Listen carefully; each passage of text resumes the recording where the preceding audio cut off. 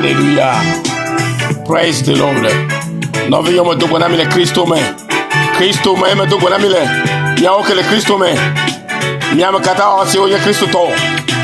Mais de voir les bébés. Il y a la fin qui a dit. Elle a même donc bébé a dit là on vient. Elle a on vient là. Manole ne mao. Aida gbere ma be ayira o ta di bana ya toro no mano ene e ya yiro ha no vinye no ma siola siole ma onya ba manyo tare e di ya toro no mena ola hey mama gbere nene mai ma o di bere ya je klo no vinye eye beti ba wono mega no ne makata toidao chok pokpo ka do tina me ma ke su bolere mo se kata to nyela ye mi no vi set anasa le gbopulama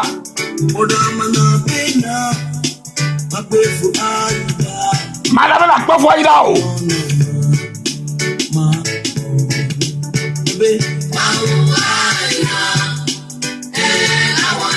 Maula yo awon yo na o ela won yo na o yen jara o yen na kata ele yo wona mi bo wa di ba mi ada si no mo lo dare to ma jelu bana wa to ba nu so akemo bana ya so ma su bia so la ma o le di ba mi ade gbo ba mi ade orida ya e ma mi ya di ya ba vi ya ma da pe na o ba le to yi bana e ka se o do mo pe to pe de la pe gbe ka bo ya me na le se ko la wo ya yo ha ole papa na oseka nele se kola wo amelu ba sial di le joseka maulo onto hallelujah praise the Lord hallelujah ejo jina bana ejo ayi dale nu yoti se just na ma ofanya ya o hallelujah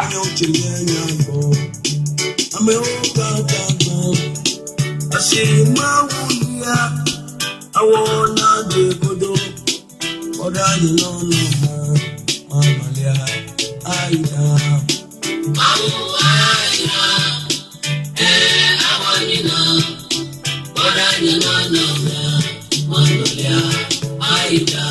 Oh no, mama, no, le ma ida la no vinye. Maula yo. Ala wonye na mina, ala wonye na ola no vinye. Ma dibela no ne aka ida o. Atronusianu le wa gbeme ye to du betara we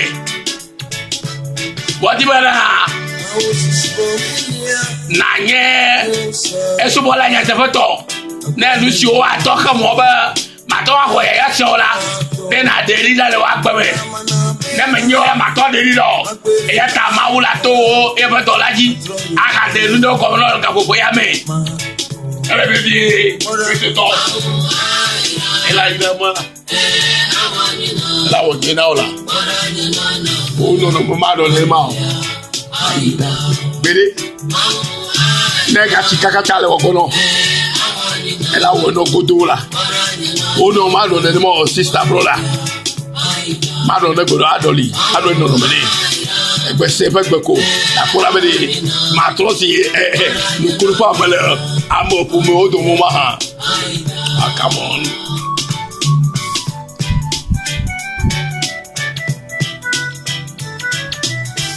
Ma we wanna do ya all you I want it. I'm a kid, mammy. You wanna.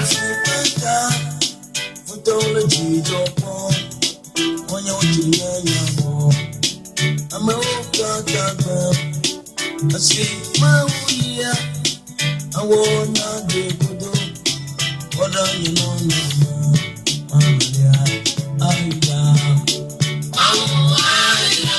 Hola. Ela woje na o. Hola ya no la pano. Aida hola. Mau aida. Ayo na. Hola no me. Manana aida. Aida ela ya o. Ayo na. Hola no me. Manana aida. Maula irao Voilà, oh non, non, maman, non, non, non, enyagbe sike me gbogbo kokoye fe nya fe musele do gele le wa gbe me gbe ya na nya be ekonya ya cho to le enya tefe me eye Yesu Kristo a pere nwo pe na lu si o gba poto ele wo Kristo to ba gbe me eye le mo kham be na lu si o ya si mo be ya do jo mo la famula ye ti emi ga ya fo le amen. Alléluia. Je suis chrétien. Tu es chrétien. Il est chrétien. Nous sommes chrétiens. Vous êtes chrétiens. Ils sont chrétiens. Mais il y a Christ to. Il y a Christ to. Il y a Christ to. Il y a Christ to. Mienye Kristo ton. Onye Kristo ton. Alléluia. Menyabe amesia be ya kulu ya. E ya nko ya mi yona na mi adoko ogbesi agbe ya. Ala bana mienye Kristo ton anya tefe. Kristo khomi cho wo ito nya tefe nyame. Eya mi la gbe na la nya tefe me. Eya me mi no anu eya me mi wa lu si anu le.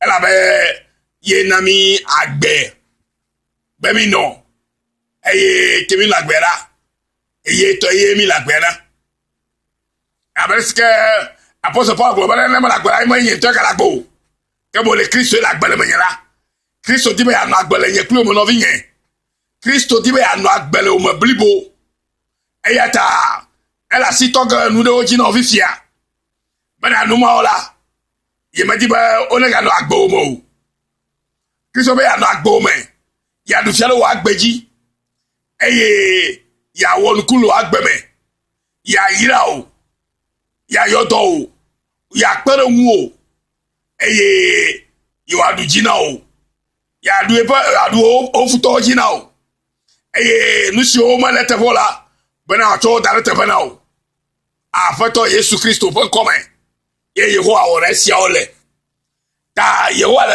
be ato enya yo me eye wa adegbeto eto me na o bena nyatefe ye lo nto eye dibe na nye vi na eblibo o menya vi na victoria afakla fa o awo de onya vi na evi na eto alo fo me ya blibo eye to mamala fo me ya ha nya be ye to enye to mamala o ha nya be etore le si alo no le si agbesike eto adina be ya no ya to jenu la ya fe enya ogbon la igbesi agbe agbesike to be na no ya lo onya gbo a agbama do la no to la lo nya ogbo ejiji amesia me alo Kristo to si ominye yemi to si Kristo to alo mi va Kristo bola mi di ma one won kunu lo mi fa gbama gede ne wa to de fe ti ko le go fial mi fa gbezame ne ya mokola ona go be Yesu yo wa be o ira o go be maololo owenye avoajido alo ejidula la be ejidula le ke fo jilo katatala ye du jina mi ba kporo tane mi chomi ko ne mara ke awe bela nu sukata kwengbe to mi fa agbantia o chomi va nyigba jibara wa kwa mi baba va to kafuka ne fa to ne fa kola bolo afa ma na mi do to le siare le mi fa gbezame alléluia ya talka popo ya mara ma dibe nye klo la mi ide bible amen ma o fo nyame afisike ma o fo la no na mi le bana odo atondo jina mi alo ya be atoma kondo tinami ne mi akpo mi ko le position alo no ma sike o jebe mi ano na mi fa ma wa ne wa toma zami ne wa toma a wonu si o ngbe si o dro mi fa gbanti bana no to va ma mi fa gbeme yo le vevere na mi ya taka fofo ya mala mi de bible amen mi de proverbe chapitre 6 verset 16 à 19. Ce que l'Éternel déteste. Je disais, en passant par là, que notre lecture vient du livre de Proverbes, chapitre 6, versets 16 à 19. Et nous allons lire, commençant par le verset 16. Il y a 6 choses que l'Éternel déteste, et même 7 qui lui sont en horreur. Les yeux regardent les autres de haut.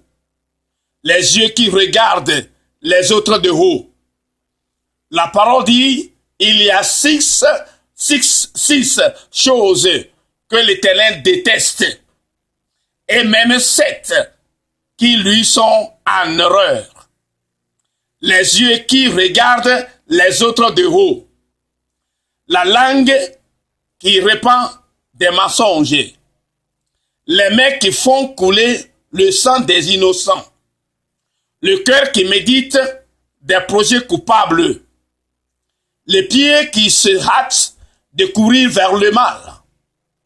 Le faux témoin qui dit des mensonges. Et l'homme qui sème la discorde entre des frères. Les 6 choses que l'Éternel déteste. Nemi le fegbe là. Mia le fegbe. Le dodo fagbale. Le dodo fagbale etam ade pupui oui adere oui asire keme. Afime mia le bana. Et nous ade Yehowa le fui. Eye adadrelia nye nunyonuna epelubo.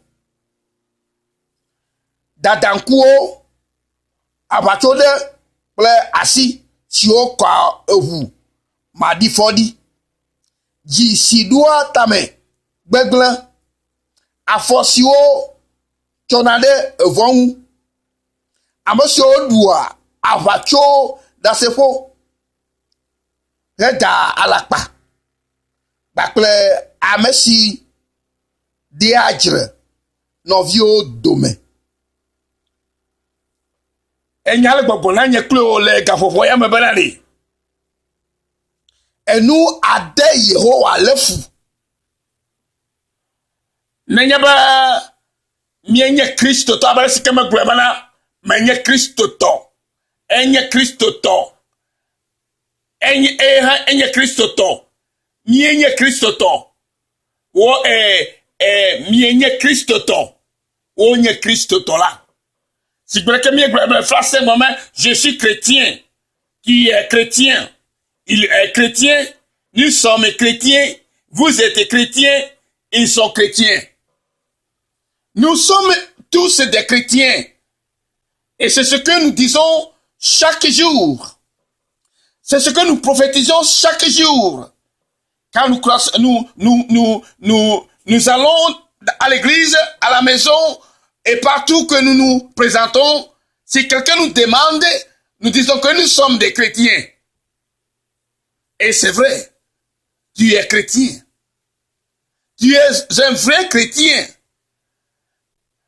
Puisque tu as cru au nom de Jésus. Puisque tu as reçu l'unique Fils de Dieu, qui est Jésus-Christ dans ta vie. Et c'est lui qui dirige ta vie. C'est lui qui est le contrôleur de ta vie. C'est lui qui te dirige jour par jour. C'est pourquoi tu peux confesser avec conviction que tu es chrétien. Alléluia. Nenye Christo to nyatefe. Non vi menyola enye Christo to nyatefe la. Eya ta eglamana afikwe kene yina asimeya agblemeya efikako fikwe la edi ale fiabana Christo to enye nyatefe Christo to enye ala bana ekare Yesu Christo eji eye hoyi se ba ma fo vi onye eye ba kureta eye yona agbe qui est troisième. Donc, les régressions là, maoule les fia au banale, et nous le wak bébé. Nous le bakoto le wak bébé. Nous m'en bakoto le wak bébé là, mais quoi n'est to hareo.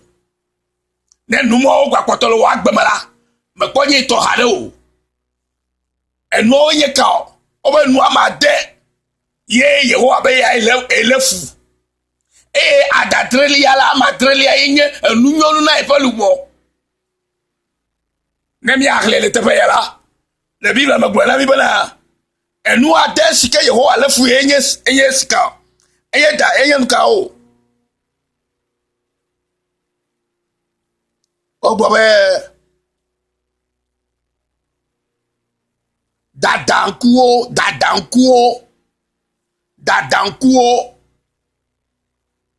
Dada, nkuo.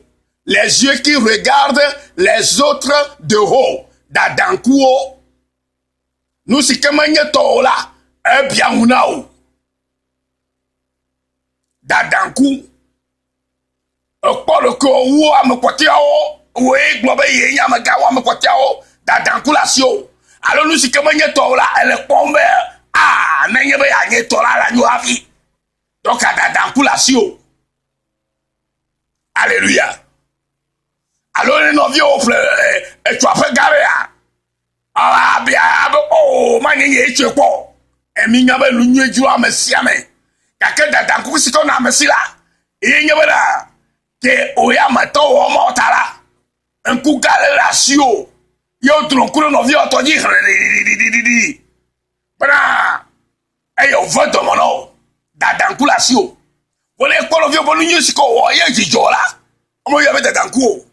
Wole le kwevo yo bianno la dadanku la sio. Yo poe en contrôle ti rojola dadanku la sio. Yo wa ba ye gbato mo jojina yo. Ye gbe ye woruka. Enyo nusike ye lefu. Ne ho ba lefu ndela. O sikenye to la o hala lu la lefu no ma. Ne yo ho abele ye lefu na ndela. Ejeba wo ha le funuma ne yeho ajo gwa be le funu avo eye nu agba le more ke yeho amale mo ke manye yeho ato mi di ba mi ala mi ma o fanya la nu ko le to na mi gbesi agbe baba mo ko egbo me ma o la ira o ma o la be fe ya me la njo lo ma o di be nu ya la jeji no enu ya o wo ye talo o e ma ya sike gbero enya ta fa e onye volu do poto la agbe me na mi de ki o ma to na be me to nye Kristo to nya ta fa to. Et il y a aussi un peu de banale. Il y a des gens qui ont fait ça. Alors, c'est que Christophe là, mais nous demandons à quoi on a mis. A dit bon, on a de quoi on a mis. Nous avons troisième table, nous avons d'accord. Alors, nous sommes à peu près à l'effort là. Magaton on a mis. Nous avons mis à l'effort. Alléluia. Nous avons à l'effort dans le coup. Abatode, abatode, adresse que nous avons là. Ade ngana abe dapade ne egbo le fiya echo le fiya ho egbo le fiya wa alakpa de so elebe yo wa be le fo alakpa pade ade ngana ade si o vivi na nume e me yenu me vivi na wa cho na jijo popa mo lo enu me vivi la agre no vi ya dala pare no vi si na soku de tututu eye amone ko be na o amama emanyo owo fadema etrozi edadu amepade edapadi la dejina o yata yo be lefu abachode ple asi si o kwa hu si ko kwa liga hu madi foli asi si o kwa hu madi fo enu ametoma hallelujah gbatonye adika dadankuo Afokwanya apatode etokonya asiso kwa hu madifodi bile kwa la bele mo wa meko ga kesika no vi o madu vedo mo no la obe wi ho Mek e bien kro no vi o pa no nyi sika sia ebo tonku gavo ebo ajado mo vo Babo mo apre la jela sile ko Kele coup biara no vi o ko do no rojo no vi o fa nu na menti kwa ke obe ala ale sama le tamo buleti ne ma jori yipo ya e mo ponu mo ya ko ya ma bana na si agbono ma no ma Yesu gbogbo ma na sa gbogbo ma lo ne be ye Kristo to ko a gbonu la gbogbo ma gbo fi lai ne ma ola ho hallelujah o ji gbogbo na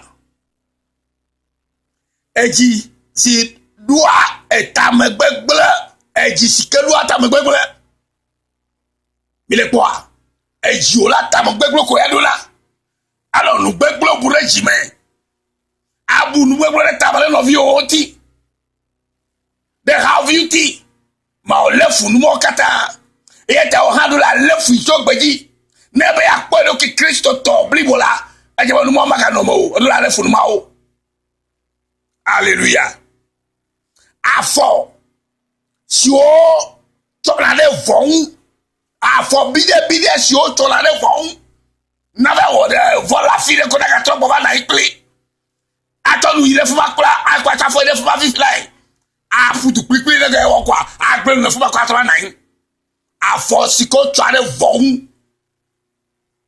anọ fọ́n anọ nu fọ́ bu de tamẹ́ ma bẹ yẹ lẹ funu mọ kata eye gba jibona amesi dua avacho da se fo heda alapa e mo po abe po no vi mo gbo na be ba ni na gbo ma la ijesi la ne ma no vi mo gbo sa be ye bobo ijesi wo adalapa avacho da se fo be azideme be a trophée à dégoût. Bon, va considérer, on ne considère pas. Voilà la quadra. Dans ce faux, il y a Jessie là. Mais Jessie, Kofi Nuere là. Kofi a, oh, bobo, il ne m'a pas dans la guéma. Mais Jessie, moi, mais il y a pas yé ou l'umala. Yé tout tu ouais, moi, il y a américain yé ouais. Un code ouais. Affilié ouais. Vous me quoi te faut l'ovigné. Mais c'est oh. Every le domo vono ola bana enu siko le yo ale fois enu amade se ola kata ole wa gbezame yo wa bana da silenti o se na tro nu ma tro si na lefu nu ma o nu amade ba o na lefu nu ma o kata ne o ha na to si amejoje na ma o hallelujah alapa bakle nuka e adadrele ya nuka adedrela eskenye nunyonu totola Yehowa yes yabelale o bobo novio amesio o anuka diajre novio dome evo emanye nunyonu ne Yehowa ema amade ayenye nuka Yehowa lefu ne nuwo Yehowa lefu ndekola o kechanye Kristo to ala lefu numa eyo bonu ya ganye nunyo ma adrele ne nunyo ne Yehowa enyo ne si ba fo fori ne avo fo bu ne ma numa nyo ne